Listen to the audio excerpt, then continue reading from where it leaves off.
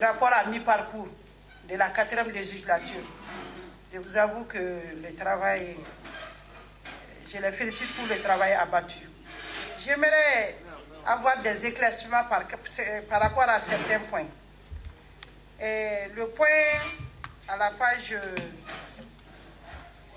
page 14, concernant le point 10, le fait de dire que la priorité n'est pas toujours accordée aux experts techniques et aux dépositaires du processus dans la participation et à la mise en œuvre des activités. Je voudrais qu'il donne vraiment des explications par rapport à ce point, parce que je vous avoue que je n'ai pas compris ce point. Dans le point 13, il parle de huis clos. Il dit que la plupart des séances se tiennent à huis clos. C'est par rapport à la publicité du Parlement et insuffisance de publicité du Parlement. Bon, le fait de dire que nous tenons nos séances à huis clos, à mon avis, je pense que nos sessions sont vraiment publiques. Nous voyons beaucoup de journalistes dans la salle. Et la 4e législature, l'accès n'a pas été refusé à un agent de la presse pour vraiment venir assister à nos réunions. Tout le monde peut venir participer aux réunions. Parce que huis clos, ça veut dire que nous parlons entre nous. Nous se disons des choses entre nous. Les autres ne sont pas au courant. Je veux vraiment qu'on relève ce point parce que ça ne s'est jamais passé. Et par rapport à la publicité, je pense qu'il faut mettre l'accent sur la visibilité et des activités au niveau de nos différents pays. Parce que je crois savoir que lors des sessions, il y a des délégations qui se font accompagner par des journalistes. D'autres n'ont pas cette possibilité. Si c'est l'Assemblée, le Parlement qui doit prendre en charge ces journalistes, je pense que ça serait l'idéal. Ou bien qu'ils demandent à chaque pays, au cours des sessions, de faire accompagner les députés, des journalistes. Ça permettra vraiment d'aller régler tout ce qui s'est passé au cours de la session. L'autre point, c'est par rapport à la présence des députés. Pour le moment, les députés sont à cheval entre les parlements nationaux et le Parlement de la CEDEAO. Parce que nous ne sommes pas arrivés à organiser des élections pour vraiment désigner des députés qui seront en plein temps au niveau de l'Assemblée. Mais l'aspect sur lequel nous devons insister, c'est la disponibilité des députés. Une fois que votre pays vous choisit pour venir les représenter au niveau du Parlement, les députés doivent se consacrer au moment des sessions au travail du Parlement de la CEDEAO. C'est sur cet aspect qu'il faut insister. Sinon, nous sommes dans nos parlements nationaux. Mais une fois désignés, si nous savons que nous ne pouvons pas venir représenter le pays et être en plein temps au cours d'assister aux travaux, je pense qu'on doit désister pour que le pays choisisse des gens disponibles. C'est sur cet aspect qu'il faut vraiment insister. Sur ce point encore, j'aimerais que vous mettiez l'accent sur le renforcement des capacités des députés. Vous avez insisté sur le renforcement des capacités du personnel parlementaire. Les députés aussi ont droit à des formations. C'est ce qui a vraiment manqué au cours de cette législature. J'aimerais que vous mettiez l'accent là-dessus. Et l'autre point, c'est par rapport à la relation de travail entre le Parlement et les autres institutions. Je pense que vous avez relevé des insuffisances. Moi, je vois qu'il n'y a pas d'insuffisance parce qu'il y a des séparations de pouvoirs. Au cours des sessions, nous invitons à l'ouverture, ils viennent. Et si nous avons besoin d'eux pour venir nous éclairer sur certains points, ils viennent. Nous travaillons en étroite collaboration avec les autres institutions. Vous avez relevé ce point. Je ne vais pas monopoliser la parole. Je vous remercie, Monsieur le Président. I want to comment basically on the presentation by the SG. It is true that part of what the Parliament was able to achieve was enhancement of powers. But I want to believe also that the process and procedure regarding enhancement of power is still an ongoing thing. Because for the first time, I have been a parliamentarian at the national level, but I haven't been a member of the ECOWAS Parliament. I see a parliament where there is no, or there are no rules of procedure for the parliament. I am a member of the Legal and Judicial Affairs Committee. I remember we started working on the rules of procedure, and it was cut short. The process was cut short at a point in time, and since then nothing was done. I believe that whatever a parliament is going to do, it has to be guided by the rules of procedure, because that is the grand norm. That is the Bible and the Holy Quran of the Parliament. That should guide whatever we debate. And that is why in our Parliament there are no rooms for robust debate. We go by way of preparing resolution and adopting. And when you adopt resolution, where is the motion? Where is the initiator? Where are the moves? Where is the debate?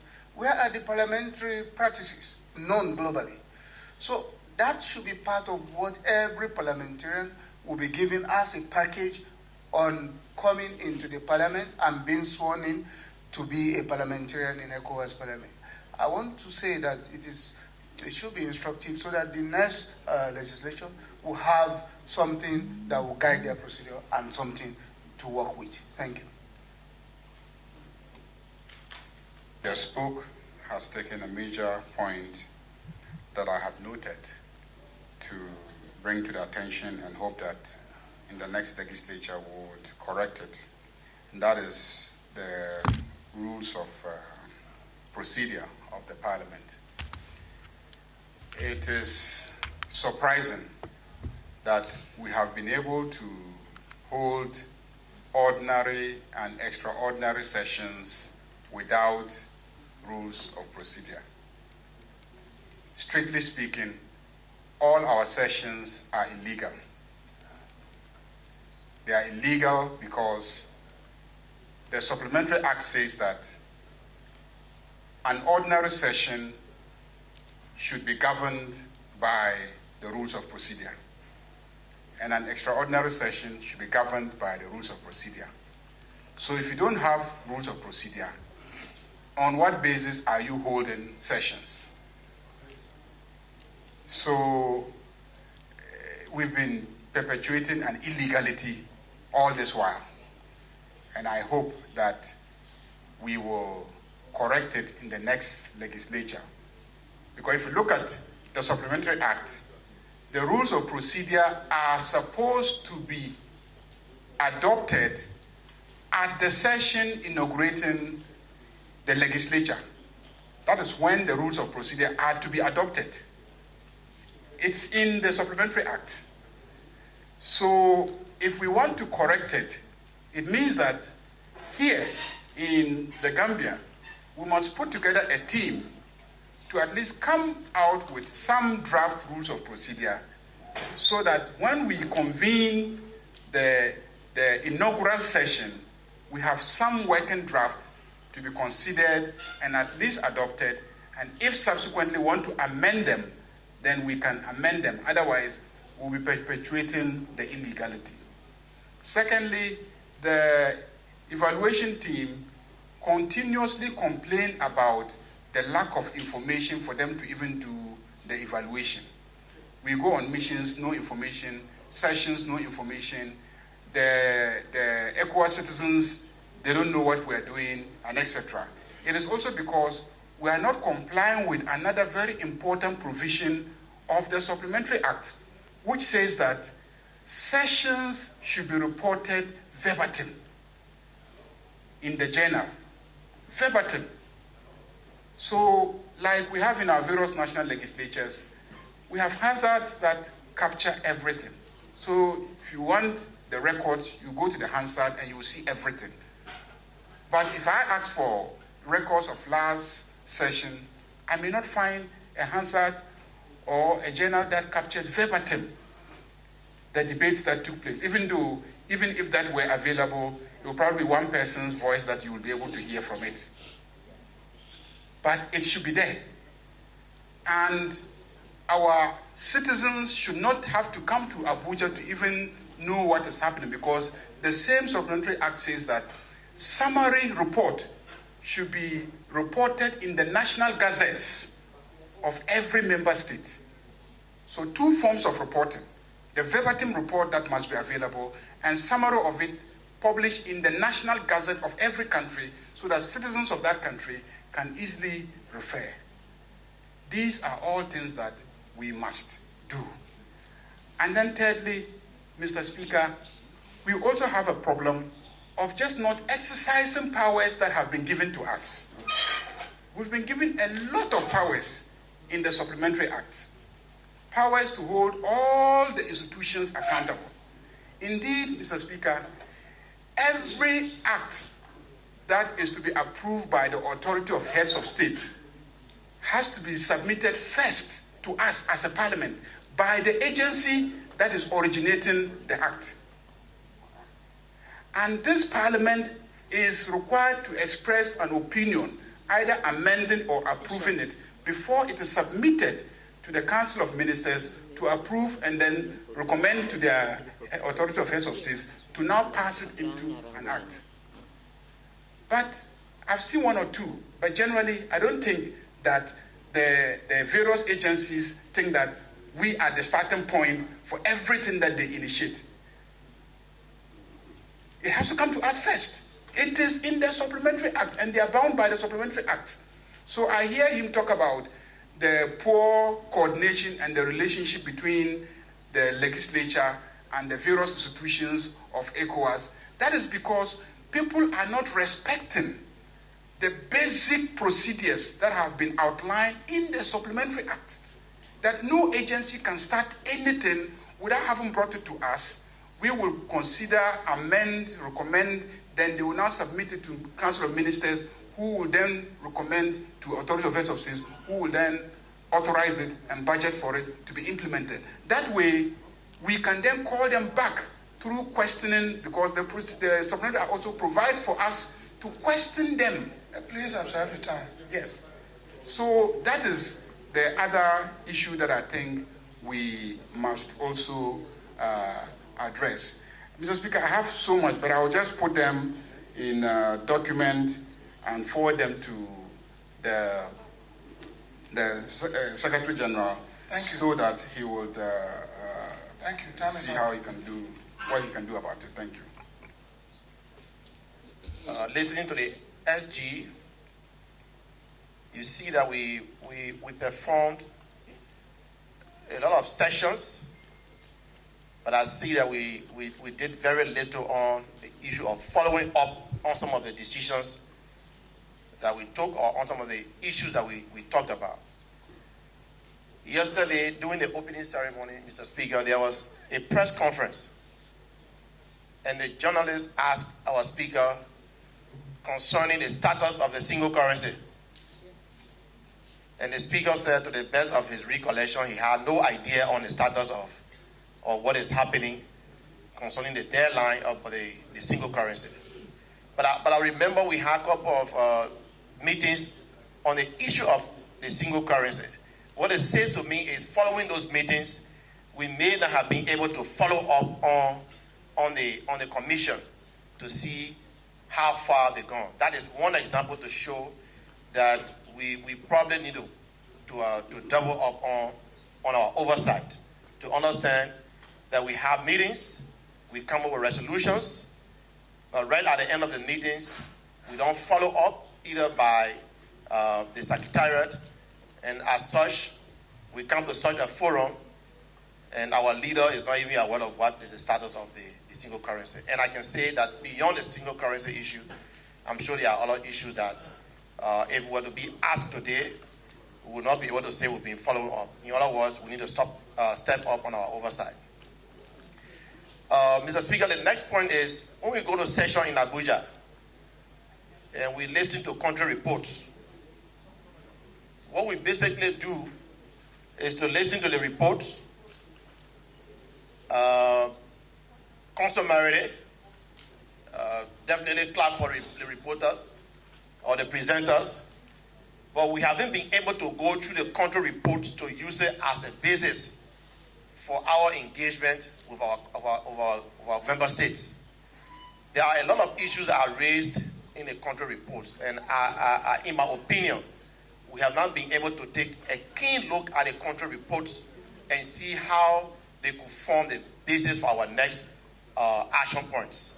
You know, for example, we had the issue of Guinea. We have the issue of a lot of country reports raised real serious issue on the economy, on the security issues. But beyond the adoption of the reports, first of all, what formed the basis for adopting country reports if there are issues that are left unresolved? To close, Mr. Speaker, on the evaluation, you realize the consultant says in a lot of respects that he did not have the chance to speak to parliamentarians because we are now resident in Abuja. Also, there are key ECOWAS stakeholders that he did not meet. So now, if an evaluation is done, the conclusion of the evaluation draws a lot from the basis, from those you interview. Now, if you take into consideration because of resource constraint, you did not reach a lot of persons, now I'm left to think if the basis for some of the conclusions that you have now can we safely say that the basis for your conclusions are valid, because there are a lot of gaps even in how many persons you did not reach to. So I think it's good for us to look at it and see if the data you collected can be relied on to make some of the conclusions that you have made. Thank you very much, Mr. Speaker. Beaucoup de choses restent également à faire.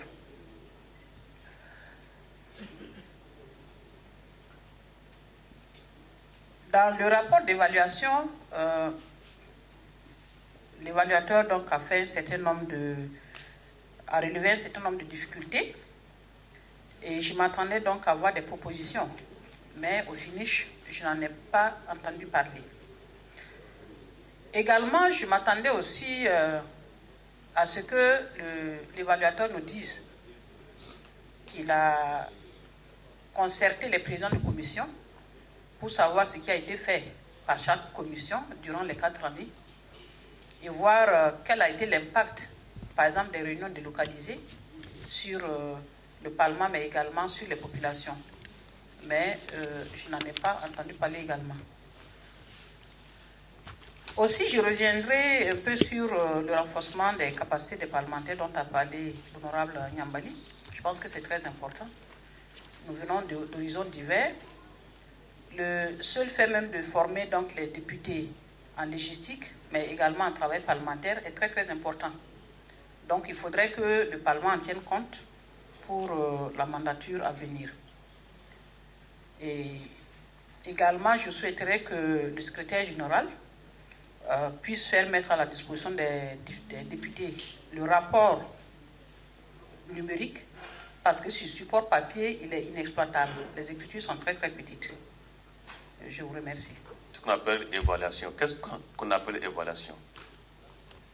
Peut-on vraiment évaluer une Assemblée nationale ou bien un Parlement? Le mot est très fort. Parce que évaluer quelque chose en français, c'est évaluer, c'est dire, faire des appréciations correctes, sincères, honnêtes sur un projet en cours d'exécution, bien en fin d'exécution, sur son programme, ses lignes d'action. Notre Parlement de la CEDEAO n'est pas un projet. Nous aurions voulu que le bureau ait le courage de demander qu'il y ait un audit. C'est ça. Ou bien critique et autocritique, ou bien faire le bilan. C'est ça qu'on peut faire sur un Parlement, mais pas une évaluation. Nous ne sommes pas comme un projet. Qu'à cela ne tienne, si c'est vraiment une évaluation, hein, le président de l'institution doit être là parce que c'est lui qu'on devrait évaluer. C'est ça l'évaluation, parce que celui qui a mis en œuvre les lignes directrices du Parlement. Si c'est vraiment une évaluation, excusez-moi, je suis un chef de projet, je sais ce que ça veut dire.